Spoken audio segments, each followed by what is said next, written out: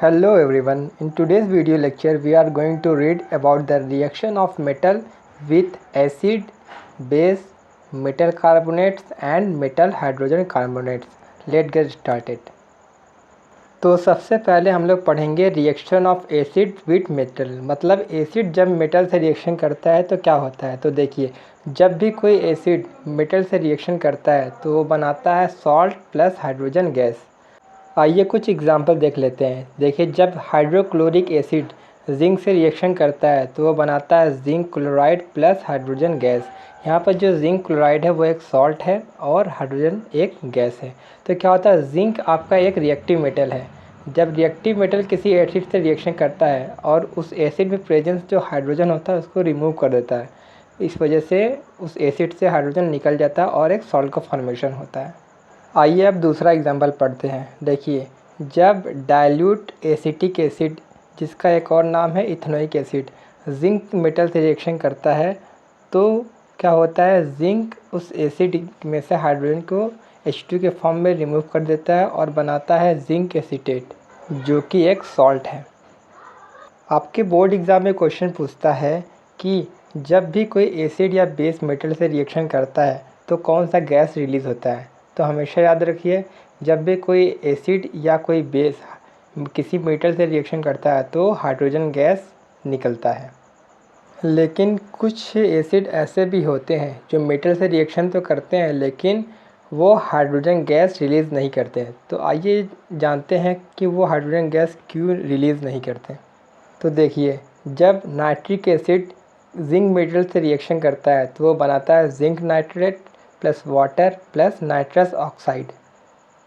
तो देखिए, यहाँ पर नाइट्रिक एसिड एक एसिड है और जिंक एक मेटल है। मैंने बताया था जब भी कोई मेटल एसिड से रिएक्शन करता है तो क्या होता है, वहाँ हाइड्रोजन गैस निकलता है। लेकिन इस प्रोडक्ट में देखिए, कहीं भी हाइड्रोजन गैस का फॉर्मेशन नहीं हो रहा है।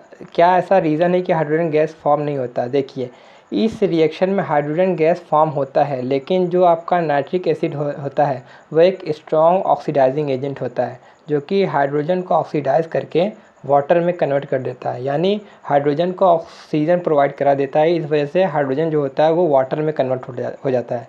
इसलिए इस रिएक्शन में हमें हाइड्रोजन की जगह वाटर का फॉर्मेशन दिखता है। तो इतना सब कुछ जानने के बाद एक क्वेश्चन यहाँ से बन सकता है कि ऐसा कौन सा एसिड है जो जिंक मेटल से रिएक्शन करता है लेकिन उसमें हाइड्रोजन गैस फॉर्म नहीं होता। तो हम लोगों ने देखा कि हाइड्रोक्लोरिक एसिड और एसिटिक एसिड, इन दोनों में ही आपका हाइड्रोजन गैस का फॉर्मेशन हो रहा था। लेकिन जो नाइट्रिक एसिड है तो इसमें हाइड्रोजन की जगह वाटर का फॉर्मेशन हो रहा था। तो सी ऑप्शन जो है वो आपका करेक्ट आंसर है, क्योंकि इसमें हाइड्रोजन गैस नहीं फॉर्म होता है, वाटर फॉर्म होता है। आइए अब हम लोग एक्टिविटी 2.3 पढ़ते हैं। तो देखते हैं एक्टिविटी 2.3 में हमें क्या जानने को मिलता है। तो देखिए, यहाँ पर एक टेस्ट ट्यूब दिया गया है। इस टेस्ट ट्यूब में हम लोगों ने जिंक ग्रेन्यूल्स, यानी कि जिंक के छोटे छोटे, जिंक मेटल के छोटे छोटे पार्टिकल्स को हमने डाल दिया है। उसके बाद क्या किया है, इस टेस्ट ट्यूब में हम लोगों ने सल्फ्यूरिक एसिड ऐड किया। ऐड करने के बाद क्या होता है, तो देखिए, जिंक एक मेटल है, सल्फ्यूरिक एसिड एक एसिड है। जब भी कोई मेटल एसिड से रिएक्शन करता है तो क्या होता है, हाइड्रोजन गैस निकलता है। तो देखिए, इस टेस्ट ट्यूब में हाइड्रोजन गैस के बबल्स का फॉर्मेशन होता है। अब जो हाइड्रोजन गैस का फॉर्मेशन हुआ है वो ट्यूब के थ्रू इस सोप सॉल्यूशन में जाता है।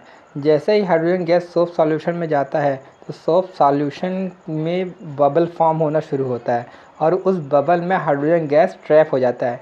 ट्रैप होने के बाद क्या होता है, वो बबल्स के फॉर्म में बाहर आता है। बाहर आने के बाद क्या होता है, हम लोग बर्निंग कैंडल को उस बबल के पास लेके जाते हैं। तो जैसे बर्निंग कैंडल के कांटेक्ट में वो बबल आता है तो पॉप साउंड की आवाज़ आती है। तो क्या होता है, इस एक्टिविटी 2.3 में हमको कह रहा है कि जब हाइड्रोजन गैस का फॉर्मेशन होता है तो उसे हम कैसे चेक करेंगे, क्योंकि हम लोगों ने पढ़ा है कि जब कोई मेटल एसिड से रिएक्शन करता है तो हाइड्रोजन गैस बनता है। तो हाइड्रोजन गैस बनता है तो हम उसे एक्सपेरिमेंटली चेक कैसे करेंगे। तो ये सब सेटअप इसीलिए तैयार किया गया था। तो जैसे ही ये हाइड्रोजन गैस सोप सॉल्यूशन से बाहर आता है, कैंडल लेकर आते हैं तो पॉप साउंड क्रिएट करता है। पॉप साउंड जो होता है वो ये बताता है कि ये जो फॉर्मेशन, ये बबल्स है, इसमें हाइड्रोजन गैस का फॉर्मेशन हुआ है, क्योंकि हाइड्रोजन गैस होता है वो पॉप साउंड के साथ बर्न होता है।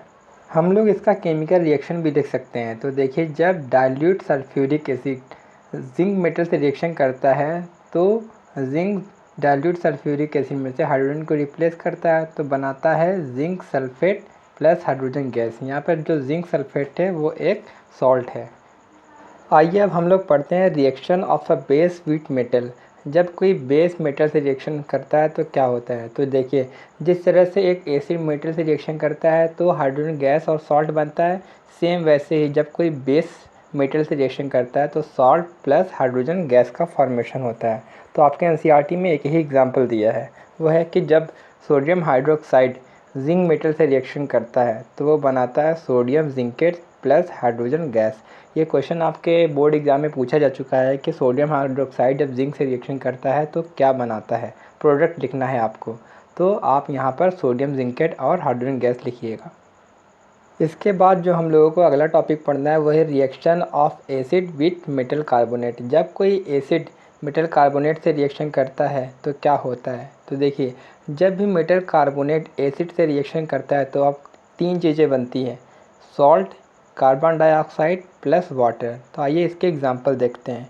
देखिए, जब सोडियम कार्बोनेट हाइड्रोक्लोरिक एसिड से रिएक्शन करता है तो वो बनाता है sodium chloride, carbon dioxide plus water. तो यहाँ पर जो CO2 और H2O है वो आपके तो हो गए कार्बन डाइऑक्साइड और वाटर। जो यहाँ पर NaCl है, सोडियम क्लोराइड, यही आपका सॉल्ट है। तो देखिए, मेटल कार्बोनेट यानी कि सोडियम कार्बोनेट एसिड से रिएक्शन करता है, हाइड्रोक्लोरिक एसिड से रिएक्शन करता है तो बनाता है सोडियम क्लोराइड जो कि एक सॉल्ट है, कार्बन डाइऑक्साइड और H2O का फॉर्मेशन करता है। अब हम लोग पढ़ते हैं reaction of acid with metal hydrogen carbonate. जब कोई एसिड मेटल हाइड्रोजन कार्बोनेट से रिएक्शन करता है तो क्या होता है। सेम ये रिएक्शन मेटल कार्बोनेट की तरह है। ये देखिए, जब कोई मेटल हाइड्रोजन कार्बोनेट किसी एसिड से रिएक्शन करता है वो भी तीन चीज़ बनाता है, सॉल्ट, कार्बन डाइऑक्साइड और वाटर। तो इसके एग्जांपल देखते हैं। देखिए, जब sodium hydrogen carbonate hydrochloric acid से रिएक्शन करता है तो वो बनाता है सोडियम क्लोराइड, कार्बन डाइऑक्साइड और वाटर। तो यानी ये जो एसिड का रिएक्शन मेटल कार्बोनेट या मेटल हाइड्रोजन कार्बोनेट से होता है, प्रोडक्ट जो बनता है वो आपके सेम प्रोडक्ट देखने को मिलते हैं। तो सवाल ये पूछ सकता है कि जब कोई मेटल कार्बोनेट या मेटल हाइड्रोजन कार्बोनेट किसी एसिड से रिएक्शन करता है तो किस गैस का फॉर्मेशन होता है। तो आपको आंसर देना है कार्बन डाइऑक्साइड गैस का फॉर्मेशन होता है। अब हम लोग पढ़ेंगे एक्टिविटी 2.5 में। तो देखिए, एक्टिविटी 2.5 में ये इमेज दिया गया है। तो देखिए, इसमें जो टेस्ट ट्यूब है, इस टेस्ट ट्यूब में हम लोगों ने सोडियम कार्बोनेट भर रखा है और सोडियम कार्बोनेट के बाद रखने के बाद इस टेस्ट ट्यूब में हम लोग कुछ ml dilute hydrochloric acid add करते हैं। तो देखिए, हाइड्रोक्लोरिक एसिड ये एक एसिड है और सोडियम कार्बोनेट हम लोगों ने अभी पढ़ कर आया कि जब सोडियम कार्बोनेट या मेटल कार्बोनेट किसी एसिड से रिएक्शन करता है तो क्या होता है, carbon dioxide, water plus salt का फॉर्मेशन होता है। तो क्या होता है कि इसमें जो कार्बन डाइऑक्साइड गैस बनता है उसको ट्यूब के थ्रू टेस्ट ट्यूब में पास करते हैं और इस टेस्ट ट्यूब में हम लोगों ने क्या भर रखा है, कैल्शियम हाइड्रोक्साइड का सॉल्यूशन, जिसे हम लोग लाइम वाटर भी कहते हैं। तो एक्टिविटी 2.5 में कह रहा है कि जब कार्बन डाइऑक्साइड को लाइम वाटर यानी कि कैल्शियम हाइड्रोक्साइड के सॉल्यूशन में पास करते हैं तो क्या होता है। तो देखिए, जब लाइम वाटर में कार्बन डाइऑक्साइड गैस जैसे ही इंटर करता है तो वो कार्बन डाइऑक्साइड से रिएक्शन करके बनाता है कैल्शियम कार्बोनेट और वाटर। तो जो लाइम वाटर का सॉल्यूशन होता है वो कलरलेस होता है, लेकिन जैसे ही कार्बन डाइऑक्साइड गैस हम लोग पास करते हैं तो उसका जो कलर होता है वो मिल्की कलर हो जाता है। मतलब जैसे दूध होता है उस टाइप का इसका कलर हो जाता है, वाइट कलर में चेंज हो जाता है, क्योंकि कैल्शियम कार्बोनेट का फॉर्मेशन होता है और कैल्शियम कार्बोनेट का जो कलर होता है वो एक वाइट कलर का प्रेसिपिटेट बन जाता है। फिर एक्टिविटी में ये भी कहने को कह रहा है कि क्या होगा अगर लाइम वाटर में हम लोग कार्बन डाइऑक्साइड एक्सेस में पास कर दें, यानी कार्बन डाइऑक्साइड की अगर क्वांटिटी हम बढ़ा दें तो रिएक्शन में क्या बदलाव आएगा। तो देखिए, जैसे ही कार्बन डाइऑक्साइड हम लोग एक्सेस में लेते हैं तो वो लाइम वाटर से रिएक्शन करके पहले बनाता है कैल्शियम कार्बोनेट और वाटर, फिर कैल्शियम कार्बोनेट और वाटर से कार्बन डाइऑक्साइड फर्दर रिएक्शन करके बनाता है CaHCO3 का होल ट्वाइस, जिसे हम लोग कैल्शियम हाइड्रोजन कार्बोनेट कहते हैं। और इसका जो ये सॉल्यूशन का जो कलर होता है वो कलरलेस होता है, यानी जो मिल्की कलर में कन्वर्ट हो जाता है कैल्शियम कार्बोनेट बनने की वजह से, वो फिर से सॉल्यूशन कैसा होता है, कलरलेस हो जाता है। तो आपके एग्ज़ाम में क्वेश्चन पूछता है कि जब लाइम वाटर में कार्बन डाइऑक्साइड को पास करते हैं तो क्या होता है, तो जो सॉल्यूशन होता है वो मिल्की हो जाता है। फिर क्वेश्चन पूछता है किस किस वजह से मिल्की होता है, क्योंकि कैल्शियम कार्बोनेट का फॉर्मेशन हो जाता है। फिर क्वेश्चन पूछता है क्या होगा अगर इसी सॉल्यूशन में हम कार्बन डाइऑक्साइड एक्सेस में पास करेंगे। कार्बन डाइऑक्साइड अगर हम एक्सेस में पास करेंगे तो जो मिल्की सॉल्यूशन था वो फिर से कलरलेस हो जाता है, क्योंकि उसमें कैल्शियम हाइड्रोजन कार्बोनेट का फॉर्मेशन होता है जो कि कलरलेस हो जाता है।